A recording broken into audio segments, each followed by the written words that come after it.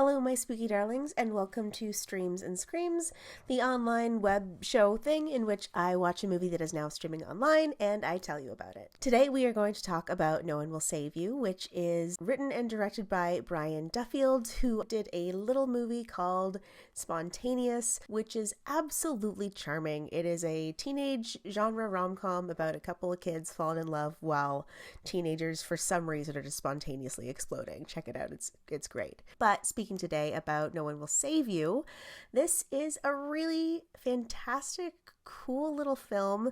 It is currently playing or streaming, I guess, on Disney Plus, which is where you can find it, or Hulu in the States, I think, ? Probably.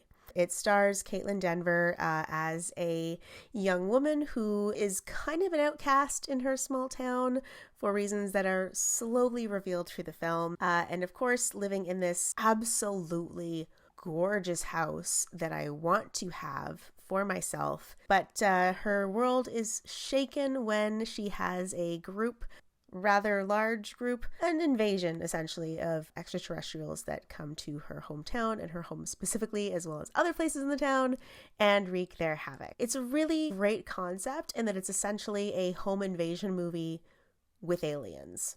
So right there, that's awesome. Additionally, the really kind of cool selling point of this film is that it is virtually dialogue free. You could probably count the number of actual words in the spoken dialogue script on one hand. There's probably like 4 or 5 of them, I would imagine. It's a very, very, very small number of actual dialogue lines. Am I getting that point across? I feel like I'm dancing around it a lot, but it's in there somewhere. Point being, as one Letterboxd reviewer so cleverly put it, this is exactly what your film teacher meant when he said, show, don't tell. Because there is no dialogue, you are really relying on Kaitlyn Denver's expression, her reactions, communicating every beat to the story. It's a really well thought out performance that you kind of go on this emotional journey with her without actually hearing any expression of what's going on. Kind of adds to the point and the idea of her being extremely isolated by being this kind of social outcast in her community, because really, when you think about it, when you are alone by yourself at home, unless you're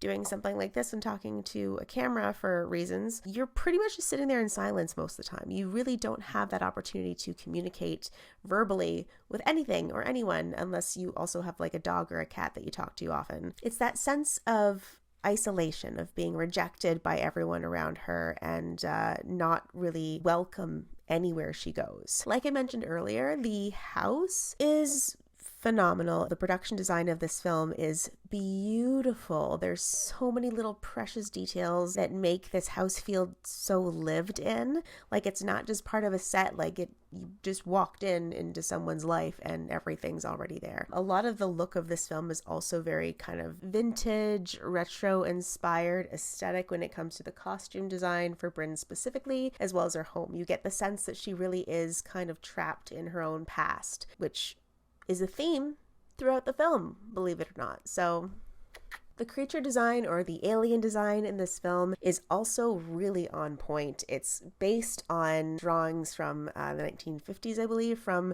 actual reports of those initial alien sightings, those greys as they are called. They were kind of inspired by and based on and developed from those. So they look kind of familiar while also having some very unique identifiers that really kind of make them stand out from the standard alien fare. That said, I mean, I feel like between this and Nope, there's been a bit of a resurgence of alien films and or extraterrestrial films, whatever you want to call them. And honestly, I'm here for it. There was a while there that I was kind of stepping away from aliens and horror, but I think I'm back into it now. I think they've pulled me back in. There's a lot of themes you can explore with extraterrestrials. There's a lot of things you can explore in horror in general. I mean, that's not really specific to extraterrestrials at any rate. But another thing worth noting is the music of the film. You really rely on it a lot when you don't have any dialogue, and it's really fantastically done. The actual songs that are pulled for the film are just beautiful, kind of this haunting ballads from probably the 50s or the 60s, I would imagine. But the actual composition pieces as well, that the score of the film really keep things moving along, keep the pace and the energy going, as well as keeping the action just pulsing forward the whole time. Because again, you don't really have a lot of downtime with this film. You don't really have a lot of sitting around on your laurels having big, long, lengthy conversations. It's really just from punch to punch to punch. The other kind of nifty element or detail with this kind of 50s inspired aesthetic design, production design, costume design, music choices, again going back to the creature design of having that kind of typical sort of alien invasion imagery that you saw from the 1950s with the big bulbous gray heads and the big eyes and the spindly bodies. So it kind of ties that all together in a really lovely way that just feels kind of like a big to 50s sci-fi horror fans. It's really kind of charming. If you haven't seen No One Will Save You, it is a punchy, stylish,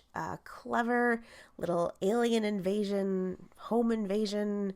It's a really cool little flick, and I think you'll enjoy it. So you can check it out on Disney Plus in Canada, or I think Hulu in the United States sounds about right. So do that. If you would like a bit of a teaser, here's the trailer. Goodbye.